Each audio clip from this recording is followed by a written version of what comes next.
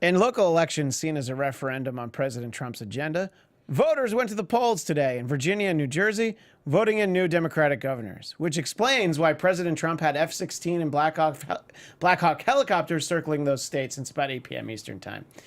I was so excited I couldn't even read the joke right. In other election news, 17 people are vying to oust Flint, Michigan Mayor Karen Weaver. Some of the frontrunners to replace her include Eve Evian, Danny Dasani, Angie Aquafina, and Peter Poland Spring. Barack Obama has been summoned for jury duty in the state of Illinois. It's actually really cool how even President Obama pretends to be racist to get out of jury duty. Well, we all do it.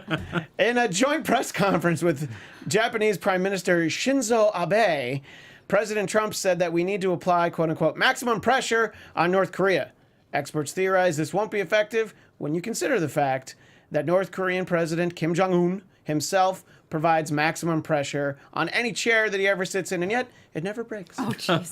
Because he's a big boy. Speaking in South Korea today, President Trump said that, quote, it'll all work out. There was no fire and fury, no talk of Rocket Man. Interesting how President Trump kind of turns into Bob Marley when he's only 30 miles from the DMZ. Good for you, Mr. President. President Trump will arrive in Beijing tomorrow, which is noteworthy in that the Chinese government blocks access to Twitter throughout the entire country. Now, hear me out on this. This is a little bit of a crazy theory. Don't we owe the Chinese like trillions of dollars worth of our debt? Any chance we just let them take over? You know, I mean, you keep Trump there, but just no Twitter. I just like the sound of it. Citing donor pressure, House Republicans have ignored Democratic objections and are moving forward with contentious legislation to overhaul the nation's tax code. For the uninitiated, donor pressure is a friendly euphemism for the Illuminati. Just kidding, there's no such thing as the Illuminati, or Scientology, or Russia. Tom Brady says that he's so well hydrated that he can't get a sunburn, which made his wife Giselle palm her forehead and say, hey, at least he still has his looks. Godzilla turned 62 last week. He blew out his birthday candles and wished that his wife would stop calling out King Kong's name during sex. Famously photo-shy singer Sia has tweeted out a naked photograph of herself after learning that someone was trying to sell nude paparazzi photos of her. Sure, Sia does it, and she's brave and taking a stand for women. I do it, and I'm kicked off of all social media for the rest of my life. A New Jersey couple is suing a construction company that worked on their newly purchased $2 million luxury condominium after they say they found bottles of urine, rodents, and rotten food inside the walls, also known as the cleanest home in all of New Jersey. Oh. I can say that because all of my family is from New Jersey.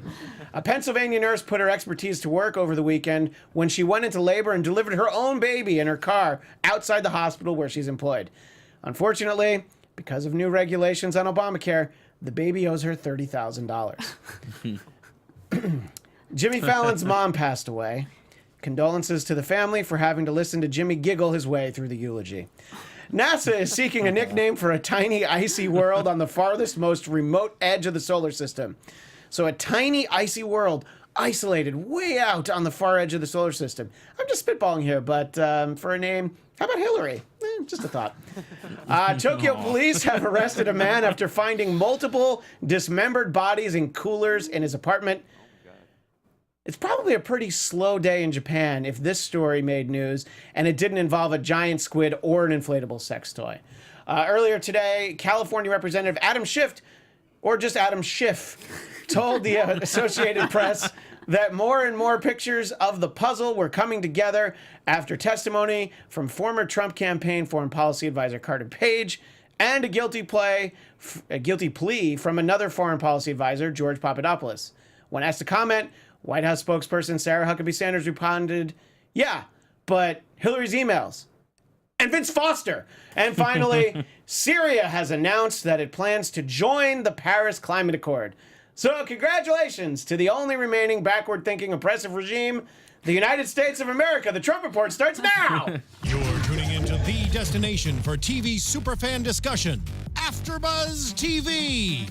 And now, let the buzz begin. That was exhausting. Can I go home now? Welcome to the Trump Report. I'm Christian Bladt at Christian DMZ. for another fun-filled installment of the Trump Report. Special thanks to our pal Tamra Brown, who wrote some of those jokes, and thanks to me for writing the ones that people laughed at. I also wrote some that you didn't laugh at, but we'll just focus on the positive here in the Trump Report. Joined as always, Chelsea Galicia at Chelsea Galicia. Hello. With no beverage in front of her. It makes me nervous. Scott Moore at S-Man80, who's crunching the numbers. Yes. And momentarily, we're going to speak about the big elections. And, of course, in the booth, at Tony B. Dead, it's Tony B. D-E-D, right, Anthony? Yes, sirree. All right, so if anybody wants to follow Anthony, that's where you do it. I bet he has more followers than at Trump Report ABTV. We're almost to 120. It's a great day. I feel good about What's it. with this tune? Because I'm so glad you asked. So turning Japanese because President Trump is on his Asian tour, his Asian swing. And he and Shinzo Abe are definitely like bros. And I'm surprised because I feel pretty confident that President Trump wouldn't let him in his golf club either. Anyway, there's a lot of things to talk about today, but we wanted to talk about, and look, there were elections all across the country, but let's be honest, let's talk about the ones that everybody was focused on, Virginia and New Jersey. And for our numbers man, we go to S-Man80 on Twitter. And is that also your Instagram? I think it's Scott Morty. I can never get my name right anywhere because my name, there's too many Scott Moores. Yes. Yeah, exactly. But anyway, tell us a little bit about what happened and how it was shaping up yesterday. I saw some interesting polling numbers yesterday, and it seems like they weren't that far off as it turned out. No, I mean, I think the thing that was most surprising was Virginia's the Quinnipiac poll, which was sort of the outlier. It had Northam winning, the Democratic governor-elect now, by 9 points. And that seemed really high. That was the one I saw yesterday. We had some a couple weeks ago that had him way out there, like 17 points or whatever. But we thought it was going to be a lot closer in the sense it was going to be maybe 3 or 4. But he has won right now 8.5 points and probably will be closer to 9 when it's all said and done. Wow. So it was pretty much what you could say a landslide win for him. And I was reading about people going to the polls in New Jersey, and there were more than one person quoted that we got to vote out Chris Christie, which I understand the sentiment. Right. But due to term limits, which is such a novel concept, term limits. Good for you, New Jersey. I made fun of you guys in the monologue at the top of the show, but good for you with your term limits. That's it. He's gone. Yeah, he's gone. And he's not going to be doing afternoons on WFAN Sports Talk Radio, so I'm not quite sure where he's going, but, probably modeling if I had to guess. I'm sure. So talk a little bit about that race, though, the New Jersey governor's race. That race wasn't surprising from the beginning. Murphy's held a pretty large, substantial lead, so that was not going to be a surprise vote for anyone. We pretty much knew that was going to go Democratic. The Virginia one definitely was more of a surprise just by the number of what it ended up being and the fact that Democrats have picked up a lot more seats in the assembly than they were expected to, because the Republicans actually had a super majority. Now that is gone. And the other good thing is that Northam was able to carry the lieutenant governor, and the attorney general was reelected, so they're pretty much a Democratic state for all intents and purposes. And the great thing is, we got a lot of good wins today for people of color. Transgender woman also won in Virginia. Talk about that. That's I only noticed that because our friend Drexel actually posted it on social media. She beat the incumbent, who was also for a bathroom bill in Virginia. The lieutenant governor, Fairfax, is African American, and he's only 38 years old. So we're now increasing the bench too for young. Democrats. I don't trust him. But it's good, get some fresh new young talent in the Democratic ranks, and at statewide election, it's very, very important. So the Virginia election was a really good bellwether of showing the direction of the country. Again, we talked about earlier is that it's not a huge surprise considering the unpopularity of Trump, and that the last time in 2009 both Virginia and New Jersey went Republican when Obama was new. So it's not a huge surprise. It's just a surprise that Virginia is now trending more and more Democratic. It's interesting because, Virginia, obviously it's literally one state. Actually, it's not a state. It's a commonwealth, isn't it? It's one commonwealth. Yes. But if you look at, and, if you see the breakdown of the maps, if you look at the Washington, D.C. suburbs, where I know a lot of people that live there, it's very Democratic leaning. But then you go out and like rural Virginia, that's not like a difference. That's like a different planet almost, Right, and, especially when you go down to coal country and Roanoke and Southwest Virginia, you're really looking at a very rural, very, very Republican Republican area, but Northam actually did better in those downstate counties than Trump did last year. And, really Northern Virginia is the one that helps carry Virginia as a Democratic state, because if you were to cut Northern Virginia out, then, yeah, Virginia would definitely be Republican. But, it's really good news for Democrats that needed some good wins tonight. They also picked up some seats in special elections in Georgia. Picked up a couple. They picked up Manchester, New Hampshire's mayor, which was the incumbent Republican lost. They picked up another young woman of color, Charlotte mayor, is now going to be a Democrat. And they also ended up winning in Maine for expanding Medicaid. And that's also a bellwether for the Affordable Care Act. And it's going to make it much harder now for Republicans to be able to start peeling this stuff back. That's the first statewide vote that people actually got a chance to vote on it to expand Medicaid. It had been done only by the government before, local states. So now we have 34 states, I believe, that have done the Medicaid expansion. And now with Virginia being solidly in Democratic hands, it looks more likely that you could have Medicaid expansion there as well. So, I mean, obviously, a lot of this anecdotal evidence, you pile it up, it's great for Democrats. But what does it ultimately mean? It doesn't really change the way business is being done in Washington. That'll be next year. But Chelsea, you hear all this. What's your reaction? What do you think this says about the way people feel about maybe the way things are going, maybe about the way that they themselves voted last year? I'm wondering if it's less about wanting to come out and vote for the Democrat as much as it's like, we got to stop this red Republican wave that's, or it's just a taken over. backlash to Trump. I mean, well, according to Trump, the Ed Gillespie lost for failing to embrace him more. Yeah, I mean, sure, that's that's certainly a theory. So yeah, I think it's a little like we hate Trump, but it's a little more like this isn't working either, so now we got to go the other way. Yeah, It's a little all the above, I think. It makes sense that a lot of people's votes are basically not Trump votes, considering how many votes he was able to get because they were not Hillary votes. It's just sort of the pendulum swings in 364 days. I mean, is it just that Democrats finally showed up, or is it well that people voted it's differently? a good question. Are we hearing anything about turnout, or is it too soon? Definitely higher in Virginia, and that's been the case from back in 2013 for sure. It's definitely higher, and there was definitely higher turnout in Northern Virginia where the Democrats were. So yes, it's a good sign for Democrats, but again, it's hard to read too much into it because if you were to just step back and look at everything, it's pretty typical of what happens. Like I said, going back to Obama in 2008, in 2009, the Republicans won the governorships in Virginia and New Jersey. And in 2010, the Senate and Congress were picked up by Republicans. So it's like you were saying, the pendulum swings, and for the most part, it's pretty typical, but you have some more quirks this time because you have Donald Trump, who's incredibly unpopular, who's dragging a lot of people down, and you do have pent-up demand and anger by Democrats and energy now to get out and vote more than they might felt in 2010 or in 2009 when Obama was the new president, and they were excited by him and they had less of an inclination to go out and vote. And now you're seeing the opposite. Now where Democrats are definitely empowered to go out and vote, and we have seen that in a lot of places tonight, which is good news for the Democrats. So, is there any good news for Republicans? Well, they kept their seat in the third in Utah. Yeah, for Chaffetz's sheet, seat to or sheet. I mean, but I can't imagine somebody being as bad as it has. Somebody, I mean, who is this Republican? I mean, again, it's Utah, and I wasn't going to expect it to go to the Democrats anyway, so it's not a surprise. But I guess you could say that's good news. There's not a lot of good news for Republicans tonight across the board. I mean, because the Democratic victories are much bigger than were even anticipated, especially when you look at Virginia, you look at Pennsylvania.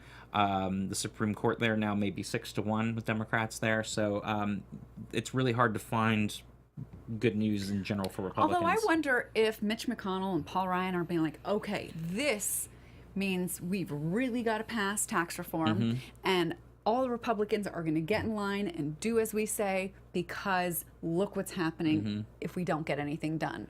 Right, although apparently with the tax reform, it's conservatives that are very unhappy with what's being proposed. So, and then you've got Republicans in Democratic states that are unhappy with some of the deductions that may be taken away for their constituents. So it's going to be hard to find that middle ground, I think, for them, especially more because you'll get some Republicans in some of those bluer districts that might be more frightened to go and vote on the Republican line, knowing what they've just seen now, thinking that their job could be at risk as well. So it's almost like they didn't realize that if you're going to do tax reform, you can't piss off the rich people. Like, they're the ones that you have to keep happy. But this, well, they are. It does. well, yes, but not enough is apparently what the issue is. Now, Chelsea, obviously you are not going to have any advice for what Republicans can do between now and next year's midterm elections. But what should Democrats do? Actually, I was kind of that first question is very interesting. What would I don't know. You can't tell them all to put their head in the oven. That's not nice. What? No, I was gonna say like grow a conscience or something. Oh, okay. But what do you think Democrats should really focus on? You know, they definitely shouldn't rest on any kind of laurels. Like, see, this tells you we're very popular. Let's not campaign in Wisconsin. I think they should be talking about corruption, money in politics. I mean, because Trump is sort of the poster child for all these alligators that he's brought into the swamp. Yes. And so, you know, Democrats can't get anything passed. But I mean, what a great conversation to have if we can only just get them all to have one conversation. What are we all looking at? I was just reading something from our friend Cheryl will text us in the chat. Yes. It's all right. And the emojis too. We're glad to see there's so many emojis up there. It was really distracted. I was trying to figure out if it meant something. I was like, yeah. Stand for anything? Anyway, so a good night all around. Scott, what do you think first Republicans should do between now and a year from yesterday? And also, what do you agree with Chelsea's thoughts on what Democrats should focus on? Yeah, no, I do agree, and I also think that we need to keep the energy level up and not just be the anti-Trump. We also need to have the own platforms because we did end up losing a lot of middle class and rural white voters, and we have to be able to speak to those people as well and not just be anti-Trump, because that will not work for us. I mean, yes, to some degree he does it for us, but we need to have a very coherent message. But that's Democrats. almost the reason not to harp on it, because it's like he does it himself. It's almost better to sort of do those ads that are just Trump speaking, you know, and you don't have to actually comment. You know, you don't get that voiceover guy, you know, the Donald Trump. Yeah, said, you know, just exactly. Like, here he is. Like, these are his words. These are things that he said. And I think we need to focus on the Democrats need to focus on things that are important to the everyday American, like healthcare, and why, you know, building upon Obamacare is better than repealing it and giving people bare bones coverage, and making sure that, you know, we're planning ahead for the future with jobs that are going to be there and not be focused on 19th century jobs like coal. And speak to those people of the things that are important to the everyday American. You know what's interesting? I'm in the middle of a documentary called 11/8/16. Have you heard of it? I want to watch it. I cannot wait to see it. I've read it, yes, and I've read about it. But the people that they cover in West Virginia coal country, they're like, I mean, how could they just like take away our job and not give us anything else? I'm like, do these people have internet? I mean, I don't mean to be... maybe not, you know, I mean... But there's some really rural mountainous areas. But again, it was the messaging. It was the fact that Trump swept in and said, we're going to keep coal jobs, and Hillary made the mistake of saying coal jobs are dead and you have to retrain for new technology. But, you know, it was the messaging that was off. Because, yes, the coal is not going to be around forever, and that's just the way it is. But it's how you're messaging it, how you're getting out there, and how are we going to support those people? How are we going to get them educated? And how can we speak to those people to say that, you know, Democrats themselves are the ones that are going to support you, as opposed to Republicans that are going to support I feel like this is when the companies. Democrats should be like, you know, we've got to follow the free market. And the free market is going away from coal because other sources of energy are cleaner and cheaper. Right, but the thing is, how do those people then get retrained if they can't afford to go to college? Like, what is it that Democrats can do to say either we're going to help with training, or we're going to have 2-year college and technical and trade schools like public education now be covered? Like, what are the popular things that they can embrace, like with healthcare and stuff, to encourage people to be retrained in new jobs and help people with that transition? And not just say it's going away and you're on your own kind of thing. Well, I'm glad you brought it up, because this segment of the show is brought to you by Clean Safe Coal. It's also delicious. Find it at your local grocer. Wait, and in the documentary, this girl is like, and there's such thing as clean coal. How could Hillary not know that? Look, that, I'm Hey, not going to branding say... is good, Yeah. If you can brand that it's clean coal and people fall for it. Well, I'm glad that you brought up 11/8/16 because Day that shall live in infamy. 1 year ago tomorrow began what some people consider to be our long national nightmare. And for others, one of it them. meant that it was time to get the good white sheets laundered and be ready for a new reign. I don't know what that means. first I was I'm like, just where is he reading. going I with don't know what that means. Yes, 1 year ago tomorrow, Donald J. Trump was elected our 45th president. I'm so glad Drexel's not here because I think he'd probably vomit. Well, actually, I on would that. take that back. He wasn't elected until the Electoral College. That's fair. Elected him in But December. people It was voted when for Let's him. just delay the yeah. inevitable. Not for, a popular vote. for everybody that's in the chat, tell us what you were doing and what you thought when you saw that. And also, if you're watching after the fact, leave a comment. But I'll tell you what the three of us were doing. Yeah. Just a few doors down in Studio 4, doing our live election night coverage, which, by the way, is still out there on YouTube if you want to watch is. it. I tweeted out the link earlier today. I personally don't need to watch it, but if you want to Too see, soon. if you want to see the air very slowly come out of a balloon, watch that show. Our friend Scott right here, Scott Moore, basically had to put down the blue marker as he colored in the electoral map on our And- high-tech map that we had. and the red. I mean, great we had to graphics. bring in like 4 red markers because there was so much red. Yeah. Anyway, I was wondering if you were going to ask, so maybe I'm going to ask, do you think that the last year has been better, worse, or as bad as you thought it would be?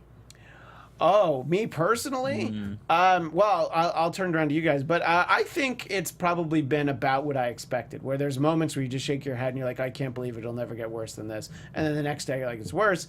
But then just in general, like if you really think about it, if you look back on this time 50 years from now, if the Earth is still around, which it probably won't be, but let's just hypothetically, you'll just read about it. It's like, okay, so this guy just didn't get anything done. Because that's ultimately what it is. There are minor things that certainly have impacted some people, especially minorities and Muslims. But all the things, where's the wall? Well, there's 6 examples or prototypes that are, but yeah, it's not going to be done. But I mean, some of the agencies have been really crippled. I was listening to an interview with Michael Lewis, the author of Moneyball and Big Short, and he's been doing these stories about, inside the EPA and inside now the USDA and how these agencies are sort of being suffocated to death. And I think that might be the legacy. No, I mean, I think that, look, I think, honestly, those are long-term problems. But in terms of day-to-day life, it's not that different if you're not somebody that watches the news all the time, because it doesn't really impact day-to-day life for a lot of people. But yes, there's a lot. But for me, it's about what I expected, and then there's moments where I'm like, okay, I did not see that coming. But it was your question, Chelsea. So what do you think? The last I thought of the 364 question, days. but I didn't think of the answer. I mean, you could never. I feel like I'm gonna give what I think is your answer, and you can tell me if I'm right. Okay. That you were prepared for it to be bad, but this is much worse than even you thought we would get. Maybe because I thought, let's just see what this drain the swamp thing looks like. And maybe that was like the glimmer of something that I thought, well, let's just see. I didn't believe him, but then I thought, how can you just so overtly lie about something that's going to be so easy to measure? But he did. And Scott, I'll get your thoughts in a moment, but I want to read some great comments in the chat. R. Scott Brown on November 8th, 2016 was tying off a vein, trying to make it all go away. Hey, drugs aren't cool, just say no. The Demon Knot says on November 8th, I was laughing and yelling, didn't know whether to feel bad, happy, or angry. I threw the word bad in there, but I realized that it's not there. To feel happy or angry. And, to some extent, Demon Knot, there was this weird schadenfreude of watching people in the media who are supposed to be objective and pretend they have no bias, and they're crying on the air. I mean, literally crying. And I'm not talking about commentators, opinion people. Stephen Colbert was doing a live comedy show where they didn't tell any jokes because they couldn't believe it was happening. But people on CNN were crying. Who and I'm like, was crying? I actually can't remember, but it was out in the big room. But I remember seeing it. Jake Tapper was the only one who wasn't losing his shit. He was the only one who was like, well, this is crazy, but let's actually talk about it. Wow. And Martha Raddatz on ABC, I think she's still crying 364 days later. And I'm just There's a lot to cry about. Look, sure, but not when you're pretending that we have an unbiased media that doesn't have a vested interest in these things. You know, you can cry, but you got to cry off camera. You can't do this while you're reporting that Donald Trump is going to be president. So there was something about that I found interesting, but it didn't have me excited about the idea of a Trump presidency. Actually, in some ways, it's been not as bad because I thought that with, you know, Republican House, Republican Senate, Republican President, they were going to get a lot of stuff done. And so in that way, things have been phenomenally and we all know that Chelsea wanted the swamp to be drained. Right. I mean, I think what you're saying is I'm surprised that more hasn't gotten done. I was really afraid about Obamacare being repealed and all these things that haven't come to fruition. And as far as day-to-day life, it's pretty much the same for me. I'm at the same job and I'm freelance and, you know, we're kind of in our own bubble here in California. And look, I'm just as devilishly handsome as I was a year ago. That hasn't changed at all. So honestly, the rest of it doesn't matter.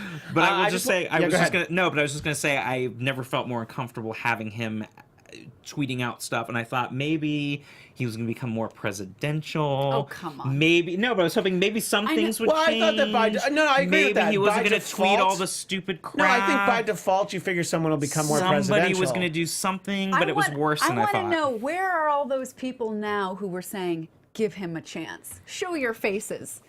Well, I know. I was like, I would never give him a chance. If they're running for re-election next year. Yeah, they're probably not. Lady Goth in the chat said that she was watching us that night, scrolling through her feed, curled up on the floor, and that's no exaggeration. I hope that you're up off the floor tonight. Andreas Froby, not as bad. We have not died of nukes. And you know what? That is a great point. That's a positive. That is definitely something that could have happened Many times. since January 20th. That wouldn't have happened before that. And Lady Goth adds in, yet. And Shareable Texas says that I'm implying that we need AI robot reporters. I'm not saying that, but I'm just saying that the media figures who cry about the result of an election as they're covering it should not pretend that they're unbiased. And if we had people being a little bit more honest, if MSNBC would open the doors and be like, oh yeah, we always want the Democrats to win, and if Fox News was just like, yeah, who do you think we're for? I think that would be great. There's just be more upfront about it. Don't pretend. Let's see. Lady Goth also points out toxic chemicals in the fresh water, regulations loosened or removed. Well, I can't see those things. No, but you're absolutely right. R. Scott Brown points out Cronkite got misty when JFK was shot. Very different. Very different, yes. That's very different. That's the assassination of a president, not the election of a president. Oswald with the help of Ted Cruz's dad. Yes, well, we all know that Ted Cruz's dad was involved. Of course. So why can't media people cry when America died is what he's saying. But here's the thing, America didn't die. I don't know that he made America great again. It's tortured. Well, I don't know. You know, it's... the American psyche is tortured. Well, we know how much President Trump likes to follow the NFL. What he's done is he's placed America on injured reserve. I think we'll probably be ready next season, whenever that is. We'll be able to play again. But yeah, right now, you know, we're just going to have to stay on the sidelines for a little bit. But don't take a knee before you come out on the field. So anyway, you can keep those coming in if you'd like. Shareable Texas. I thought that Stephen Helmkamp would be brave enough to return to the show. He just didn't vote. I know that he did. He didn't vote for anybody. He didn't vote for Hillary. He didn't vote for Trump. How do you know? Well, because I talked to him. I don't know if that means anything. I mean, it just means he didn't vote because he didn't like either of them. You know, I mean. That's not how he was since I thinking. mentioned Stephen Helmkamp, we should probably point out that Clinton Cash is still available on YouTube. Let's just very briefly talk about this Donna Brazile rag, because the Donna Brazile book, you know what it tells me? That Donna Brazile was really bad at her job. And I know she was the interim job, but you just hear about all these things. And the thing that, you know, basically is like, okay, she's really trying to sell a book and tell a book too. But she's like, I considered changing Hillary at the top of the ticket with Joe Biden. I was like, really? Because you could call Joe Biden and say, you're running for president now. And I was just like, maybe she just didn't understand what that job was. No, there, as I understand it, sure, there are protocols for what happens when a candidate appears to be physically, medically unable to continue. And apparently that was a thought that came up for her with the... She had like bird flu. She was all right. Fainting thing. But what would you think if Donna Brazile replaces Hillary Clinton with Joe Biden I don't and think not it's a- Bernie Sanders? I don't who think she had the herself. nomination rightfully ripped from him, according to Donna Brazile's book. I mean, I didn't read it, but her doing all those interviews, that's what it seems like. I'm like, I've heard people are telling me that. People have told me, and I've seen her say it, or I've seen her talking, and the closed captioning says it. So I guess I could be being lied to. #fake news. And then she recanted it. Well, yeah. Once she sold some books, Right. You can say whatever you want. It's very interesting timing on her part. Yeah. I mean, that's pretty ballsy. Why would you do that like days before an election? But I think that was the whole point, and to be honest, I think that was part of her thing, is to stir up some controversy so she could sell her book. There's definitely bigger issues there, and that's just surface. But she's promoting a book, and she's saying some stuff, I think, as like the gossip and like, here's the behind the scenes stuff, and here's all the power I had because I could have just had Joe Biden and Cory Booker run instead, and it just felt. That's how. I feel like some of it was drummed up for her own. I mean, it sounds more exciting than Hillary's book, but I'm not going to read either of them. Well, I read Hillary's book. And your thoughts?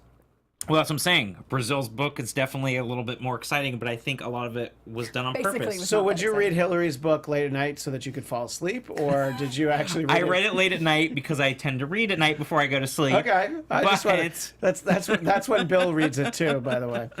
I don't know. Yes. I do like that this came to light. She did it in dramatic fashion. Yeah, she did it for a book. The name of the article in Politico that included the was like a very dramatic title. Yeah. Right, but that's a Politico headline writer. That I actually Well, yes, but a lot of her her. stuff, it was done very theatrically to promote this book. But I think it was a good thing that it was done. I mean, it even had Drexel being like, oh, because at first, when I sent him the story, I'm like, what do you think about this? He's like, this is not anything new. And Bernie Sanders had the same agreement, which actually turns out to be not true. And then, you look at it, because at first it was like, well, this is just for the general. And of Money course, allocated for the general. And she was going to have something to do with decisions made during the general. But then when people realized, oh, no, this was starting even with the primary, then it was like, oh, crap. But people like me, and I think other, Bernie people have known about the DNC being quite open with the fact that they're not, what's the word I'm looking for, objective, because of the lawsuit that they defended against the Bernie people who sued the DNC because of this, rigging idea. And the DNC's defense was, we are a corporation that can do sort of as we please, even if in our charter it's supposed to say that we are a neutral party. Let me just point out real fast. Did you see the comment from Storage Yard Resident in the chat? Bernie Sanders could have won the primary. Now we all know it. And I just always want to point out when Storage Yard Resident bipartisan, and Chelsea are on the same page. Bipartisan appeal. I didn't think that. That's what's changed in the last 364 days. You and Storage Yard Resident are really on the same wavelength. Have a lot of things in common now. But I'll let when you get people your are thought like, out in a oh, second, but Bernie still wouldn't have won. There were millions of votes. You mean that's not what you're saying? You're saying that's what people are saying. Okay. Oh, for the primary. I really thought you were saying that. I'm like, wait, that doesn't sound like you. So I No. must not be listening And appropriately. things could have been different. I think that also the difficulty that people had in voting for him, because they had to be voted Democrat, and that Right, and was he was an independent in some states. You could, And had the DNC really been neutral, maybe they would have promoted people just registering for the party and sooner, and then I don't know. I don't really even feel like guessing how. No, it's fine. And Scott, what I was going to say there are a lot of issues, and clearly it was maybe a good thing that Donna Brazile did bring up some of those issues, and we could see that. And to the Republicans, and this is the only thing I'll say with the RNC because I can't stand them, is at the end of the day, and it is a hard pill to swallow, but the DNC is right in not saying that it was handled correctly and it shouldn't be that way. But the parties do have a vested interest in who their candidate is going to be. And yes, there was clear bias that the heir apparent was Hillary Clinton, that they felt all along that she waited her turn, and they were doing whatever they could, and there was a bias there, and that's definitely true, and that's always been there. But that is the tough pill to swallow. Until about like 1968, the parties just picked their own candidates, and they went to the convention, and sometimes it would take 3 or 4 rounds at the convention to actually get a candidate. But there was no primaries. There was nobody going in to vote for them. And in a way, it's a lot of show in the sense that this was not a primaries are not like the general election where we do vote for the candidate.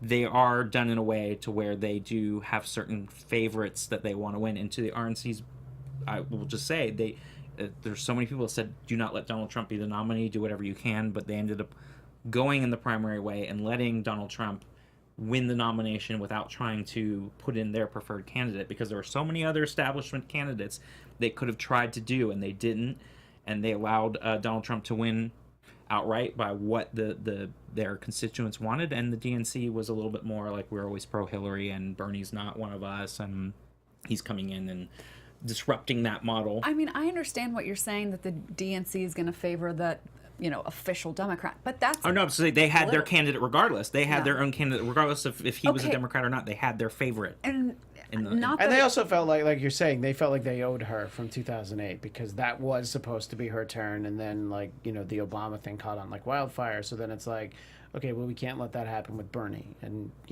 no disrespect to Bernie, but he doesn't energize people the same way that Obama did. You can't say no. But I also say I think they were scared of Bernie because they did not think I think everybody they thought Hillary was going to win, and I will say that Bernie definitely energized and excited people a lot more than Hillary did. But I think that Obama there was no trying to stop that once it started. Also, you'd be racist. The DNC has now done so much damage to the party. Absolutely, because the middle America does not like the fact that the DNC looks corrupt. Hillary looks corrupt. It plays into the whole thing that they're corrupt and Hillary's corrupt, and and plays in the Trump thing about that, and the whole thing, the money, and absolutely 110%, without a doubt, totally agree with you with that. It's terrible. And I wish they could totally do a 180 now. They could totally come out and but they're not. It's a lot of it looks like we're doing better because we've got Keith Ellison as the vice chair, but the reality is it's just a little Band-Aid, and they're thinking. So I am very disappointed. No, I agree. I'm disappointed too, because it doesn't look good any way you slice it. And then Tom Perez kind of tries to explain, and instead of just being like, we fucked up, right? And we are own it, and we got to move on, and we're still relegating stuff that happened in the past. We need to move forward. I have actually tried to recommend that, but people are like, oh no, apologies are a sign of weakness or something, and so. Well, I mean, I understand that thinking, but I think you're right. It's just like, it's why you have to basically replace everyone and be like, we're the new boss. We're different than the old boss. And we got to fix theirs, and we did fuck up. Yeah. I mean, and we got to move forward. It can't get much worse than this. I mean, I don't understand why there's no apology. I mean, everybody's all, we've got to work together, unify. Apologies, and then seem Don to do Brazil's it, recanting, and it just makes it more muddied and confusing. But in politics, you're not allowed to be sorry. Well, it's anymore. almost like, if you're in a motor vehicle accident, you're not supposed to say you're sorry that you hit someone, because then you're admitting that you're at fault. So it's almost like this is one long Geico your insurance report. Premium is not going to go up. If the DNC feels like it is. Yes. So the DNC is worried. It cannot get worse. I'm pretty sure that the DNC's insurance premium has gone way up. Well, we only have a few more minutes, and we do, because look what time it is. So what I do want to just touch on, the fact that we played Turning Japanese at the beginning of the episode, is because of the fact that President Trump is traveling Asia. Interestingly, getting very far away from the election results in Virginia and New Jersey.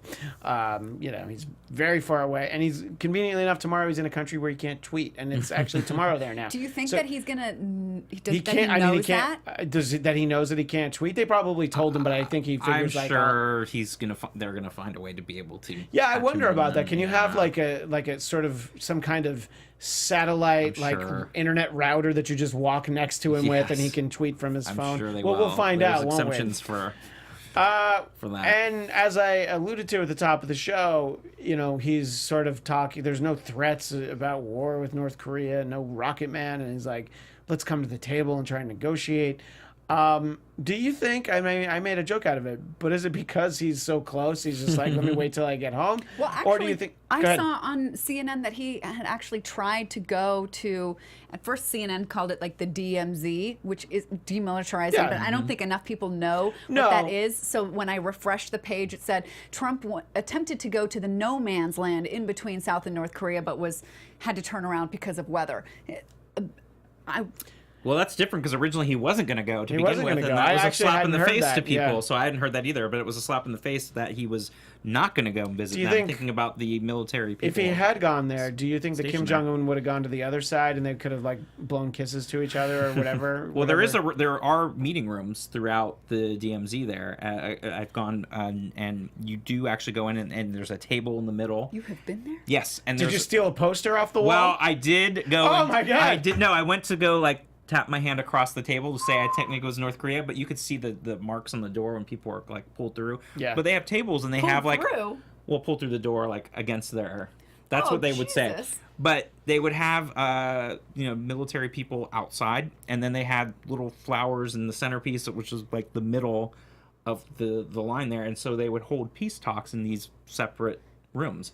And they were just all across the border there, and you could watch the people through the binoculars, the North Koreans like having their guns aimed over Oh, South geez. Korea. Yeah, no, I do know. I have a friend from college who went there Yeah. and You couldn't said wear- that you just the whole time there's guns Yes, pointed at and you. you couldn't wear jeans or anything too Western or anything that was going to draw attention. So we had a very specific wardrobe that we were allowed to wear because of being very against North Korean. I'm just gonna guess if you were supposed to look like you were North Korea, it was green military pants. I mean, that's what everybody had to wear: men, women, children.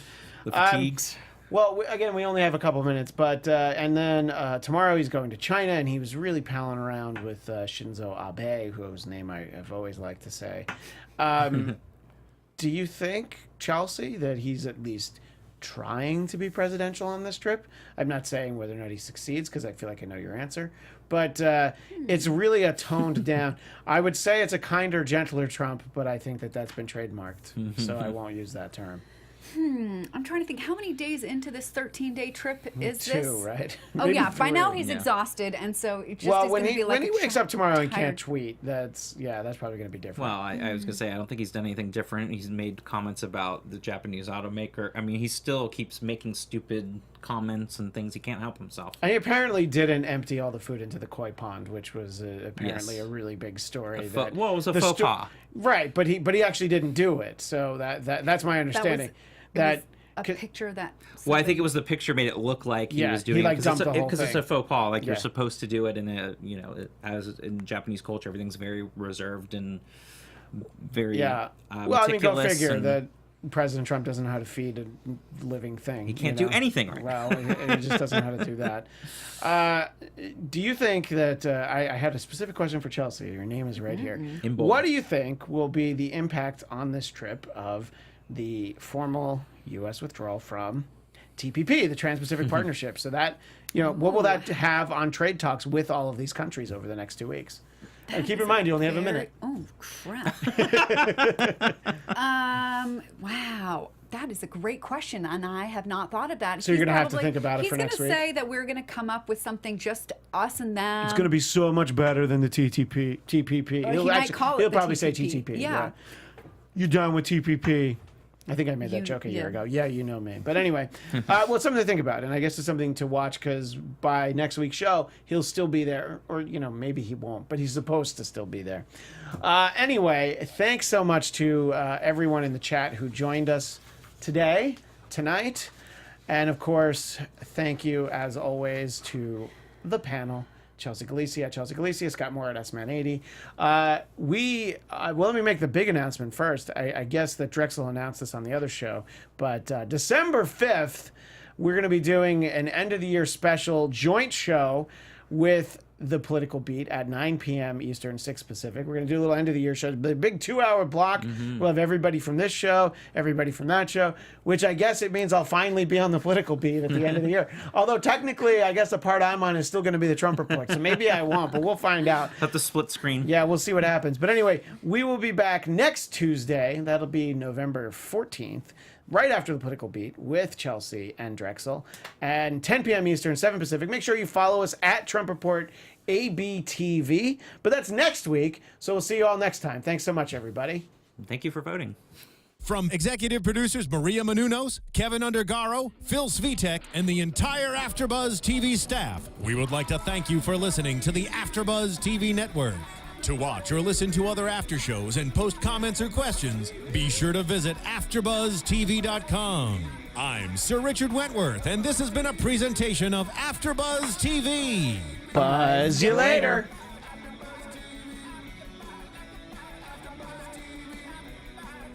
The views expressed herein are those of the hosts only and do not necessarily reflect the views of AfterBuzz TV or its owners or principals.